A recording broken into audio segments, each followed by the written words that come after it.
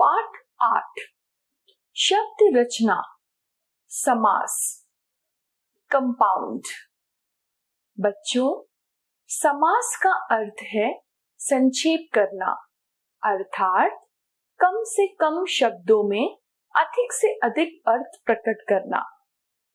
जब शब्दों के आपसी संबंध बताने वाले प्रत्ययों को हटा देने के बाद दो या अधिक शब्दों से जो एक स्वतंत्र शब्द बनता है, उस शब्द को सामासिक शब्द कहते हैं। प्रत्ययों के हट जाने पर होने वाले दोनों शब्दों के मेल को समास कहते हैं। नीचे कुछ चित्र सहित उदाहरण दिए जा रहे हैं, इन्हें ध्यान पूर्वक पढ़िए। वह राजा का कुमार है, वह राजकुमार है। ये सैनिक देश के भक्त हैं, ये सैनिक देशभक्त हैं। बच्चों, ऊपर दिए चित्रों के नीचे लिखे वाक्यों में रंगीन अंशों को पढ़कर उन पर विचार कीजिए। यहाँ राजकुमार और देशभक्त शब्द संक्षिप्त करके लिखा गया है। संक्षेप में लिखने की इसी प्रक्रिया को समास कहते हैं।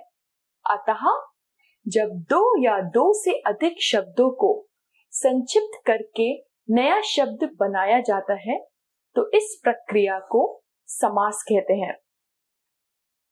समस्त पद सामासिक प्रक्रिया से बना नया शब्द समस्त पद कहलाता है। जैसे शोक से मुक्त बराबर शोक मुक्त, समस्त पद। अगला है पूर्व पद। समस्त पद के पहले भाग को पूर्व पद कहते हैं। जैसे राह के लिए खर्च बराबर राह खर्च, यहाँ पर राह पूर्व पद है। अगला है उत्तर पद। समस्त पद के बाद वाले भाग को उत्तर पद कहते हैं। जैसे राजा का महल बराबर राजमहल, यहाँ महल शब्द उत्तर पद है। समास की विशेषताएं। समास में कम से कम दो पदों का योग होता है। समास होने पर दोनों पद मिलकर एक हो जाते हैं। समास में समस्त पद के बीच प्रत्यय हट जाता है। समस्त पदों के बीच संधि की स्थिति होने पर संधि अवश्य होती है। समास विग्रह। समास के बाद बने शब्द को उसकी पहले वाली स्थिति में लाना समास विग्रह कहलाता है। जैसे आप बीती, ये एक समस्त पद है, बराबर आप पर बीती, ये समास विग्रह है। समास के भेद।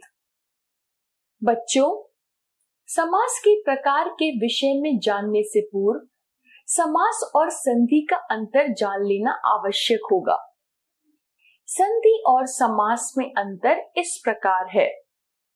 पहला, समास में दो पद आपस में जुड़ते हैं। संधि में दो वर्णों का मेल होकर नया शब्द बनता है। दूसरा, समास में पदों के प्रत्यय समाप्त कर दिए जाते हैं। संधि में दो वर्णों के मेल और विकार की गुंजाइश रहती है। समास में शब्द के मेल और उसमें विकार से कोई मतलब नहीं होता। तीसरा, संधि तोड़ने को संधि विच्छेद कहते हैं। समास में दो पदों में विग्रह होता है। उदाहरण के लिए, पीतांबर में दो पद हैं, पीत जमा अंबर।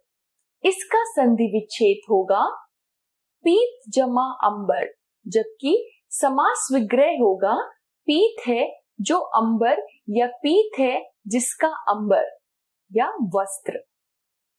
समास के निम्नलिखित 6 भेद हैं। समास। 1. अव्ययी भाव समास। 2. तत्पुरुष समास। 3. कर्मधारय समास। 4. द्विगु समास। 5. द्वंद्व समास। 6. बहुव्रीहि समास। तो एक है अव्ययी समास। जिस समास का पहला पद अव्यय होता है या जिसका पूर्व पद प्रधान होता है तथा समस्त पद अव्यय का कार्य करता है उसे अव्यय भाव समास कहते हैं। उदाहरण, समस्त पद विग्रह। समस्त पद यथा समय, इसका विग्रह है समय के अनुसार। समस्त पद आजीवन, इसका विग्रह है जीवन भर।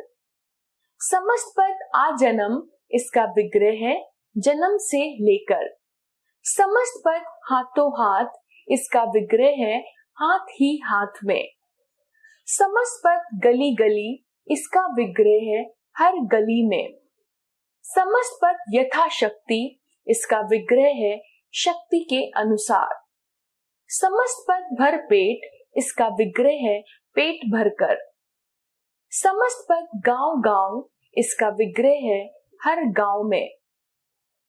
समस्त पद बेक टके, इसका विग्रह है बिना खटके के। समस्त पद यथोचित, इसका विग्रह है जैसा उचित हो। समस्त पद प्रतिदिन, इसका विग्रह है हर रोज। समस्त पद निस्संदेह, इसका विग्रह है बिना संदेह के। उपयुक्त उदाहरणों में यथा, आ, हाथों, गली, भर, गांव, बे, यथो, प्रति तथा नहीं पूर्व पद हैं और उनके योग से बने समस्त पद भी अव्यय बन गए हैं। दूसरा है तत्पुरुष समास। जिस समास में समस्त पद का उत्तर पद प्रधान हो तथा समास करते समय कारक चिन्हों का लोप हो जाता है उसे तत्पुरुष समास कहते हैं। जैसे हस्त से लिखित बराबर हस्तलिखित। तुलसी के द्वारा कृत बराबर तुलसीकृत। पिछले पृष्ठ पर दिए उदाहरण में समस्त पद हस्तलिखित में लिखित उत्तर पद है और तुलसीकृत समस्त पद में उत्तर पद कृत है और दोनों प्रधान या विशेष्य है। इनमें से और के द्वारा विभक्ति चिन्ह का लोप हो जाता है। तत्पुरुष समास के 6 भेद हैं। क, कर्म तत्पुरुष। इस समास में कर्म कारक के परसर्ग को का लोप हो जाता है। जैसे समस्त पद विग्रह। समस्त पद गगनचुंबी, इसका विग्रह है गगन को चूमने वाली। समस्त पद स्वर्ग प्राप्त, इसका विग्रह है स्वर्ग को प्राप्त। समस्त पद ग्रामगत, इसका विग्रह है ग्राम या गांव को गया हुआ। समस्त पद परलोक गमन, इसका विग्रह है परलोक को गमन। इन उदाहरणों में समस्त पद में कर्म कारक की विभक्ति चिन्ह का लोप हो गया है। ख, करण तत्पुरुष। इस समास में करण कारक के परसर्ग से के द्वारा का लोप हो जाता है। जैसे समस्त पद विग्रह। समस्त पद शोक संतप्त, इसका विग्रह है शोक से संतप्त। समस्त पद अकाल पीड़ित, इसका विग्रह है अकाल से पीड़ित। समस्त पद बाढ़ पीड़ित, इसका विग्रह है बाढ़ से पीड़ित। समस्त पद ज्वर पीड़ित, इसका विग्रह है ज्वर से पीड़ित। समस्त पद राजदंडित, इसका विग्रह है राजा के द्वारा दंडित। इन उदाहरणों में करण कारक के विभक्ति चिन्ह का लोप हो गया है। ग, संप्रदान तत्पुरुष। इस कारक में संप्रदान कारक के विभक्ति चिन्ह के लिए का लोप हो जाता है। जैसे समस्त पद विग्रह। समस्त पद देशभक्ति, विग्रह है देश के लिए भक्ति। समस्त पद राह खर्च, विग्रह है राह के लिए खर्च।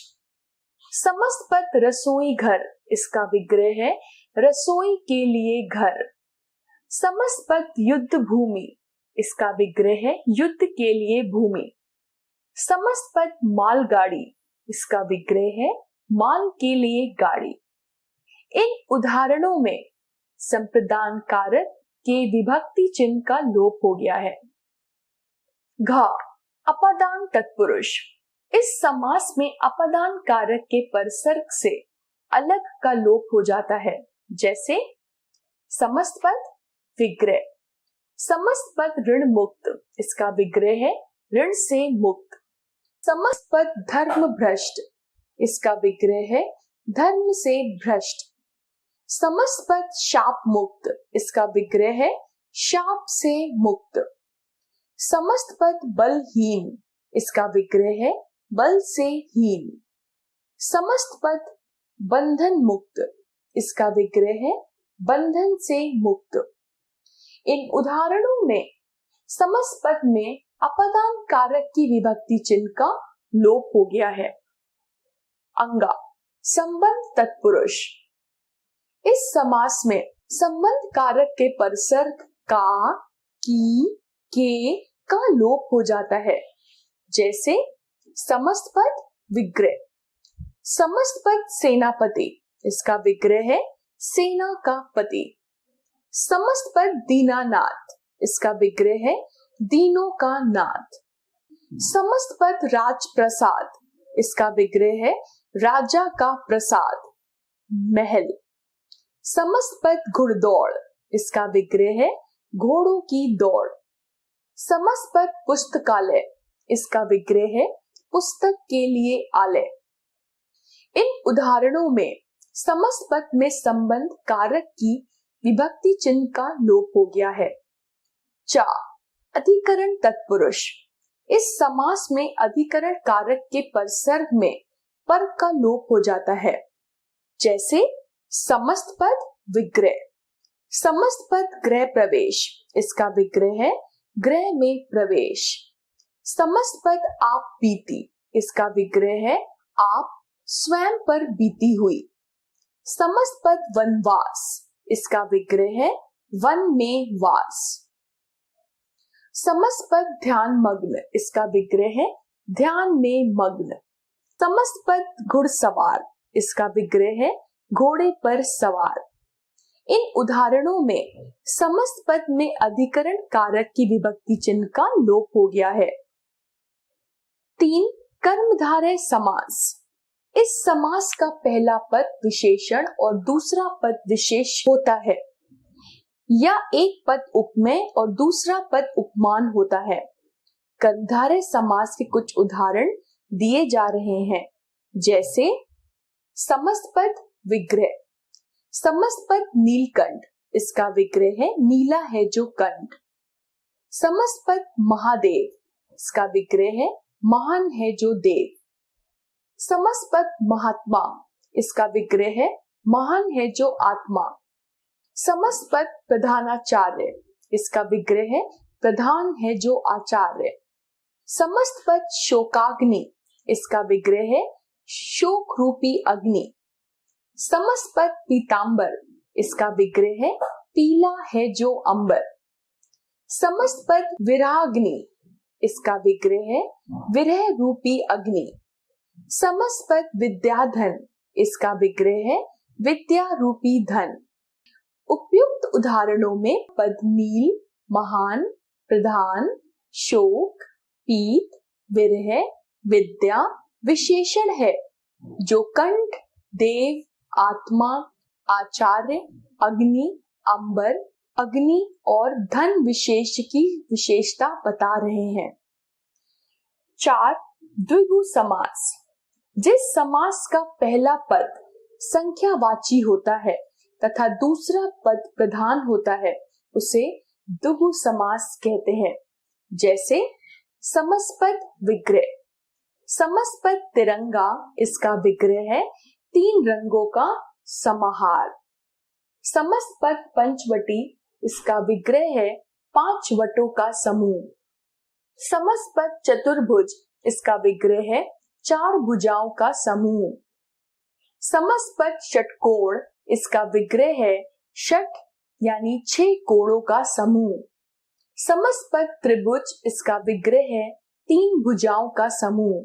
समस्त पद नवग्रह, इसका विग्रह है 9 ग्रहों का समूह। समस्त पद पचरंगा, इसका विग्रह है 5 रंगों वाला। समस्त पद अष्ट धातु, इसका विग्रह है 8 धातुओं का समूह। समस्त पद नवरंग, इसका विग्रह है 9 रंगों का समूह। समस्त पद त्रिफला, इसका विग्रह है 3 फलों का समूह। समस्त पद त्रिशूल, इसका विग्रह है 3 शूलों का समूह। समस्त पद अठन्नी, इसका विग्रह है 8 आनों का समाहार।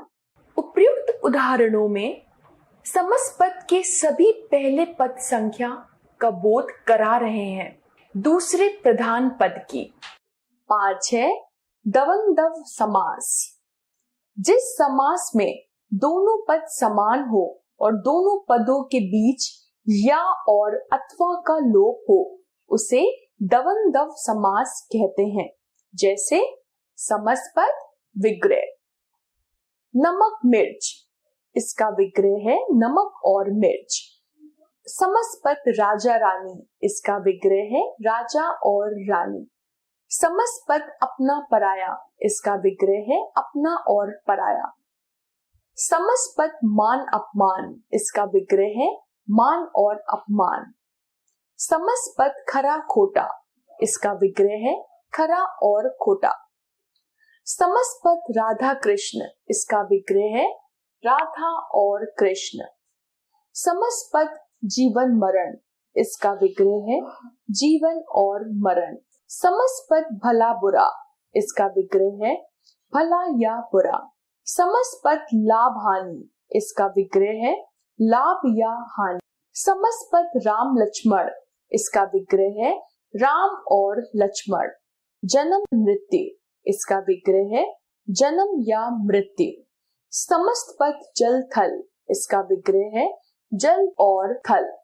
उपयुक्त उदाहरणों में समस्त पद के पूर्व पद और उत्तर पद समान अस्तित्व वाले हैं और दोनों पदों के बीच से या अथवा और का लोप होकर समस्त पद बना है।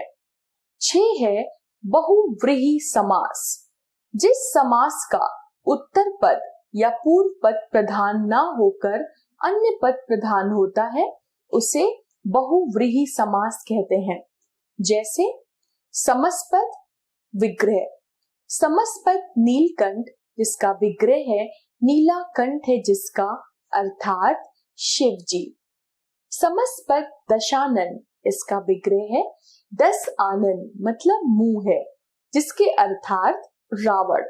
समस्त पद पीतांबर, जिसका विग्रह है पीला है अंबर जिसका, अर्थात श्री कृष्ण। समस्त पद कृपा सिंधु, इसका विग्रह है कृपा के सिंधु सागर है जो, अर्थात ईश्वर। समस्त पद चतुर्भुज, इसका विग्रह है 4 है भुजाएं जिसकी, अर्थात विष्णु। समस्त पद मुरलीधर, इसका विग्रह है मुरली को धारण करता है जो, अर्थात श्री कृष्ण। समस्त पद चक्रपाणि, इसका विग्रह है हाथ में चक्र है जिसके, अर्थात विष्णु।